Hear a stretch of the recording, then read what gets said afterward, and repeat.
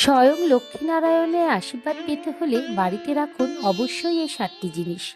1 নম্বর হলো বিষ্ণুর দ্বিতীয় অবতার বা কচ্ছপের মূর্তি। 2 নম্বর কামধেনু। হিন্দু পুরাণ অনুসারে কামধেনু হলো এমন এক গরু যে মনের সকল ইচ্ছে পূরণ করে।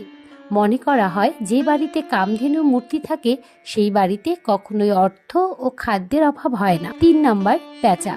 পেঁচা হলো মা লক্ষ্মীর বাহন, তাই বাড়িতে পেঁচার মূর্তি রাখা শুভ বলে মনে করা হয়। 4 নম্বর গণেশ। গণেশ হলো সিদ্ধিদাতা, বিঘ্ননাশক ও অগ্রপূজ্য, তাই কোনো শুভ কাজ শুরু করার আগে গণেশের নাম নিতে হয়।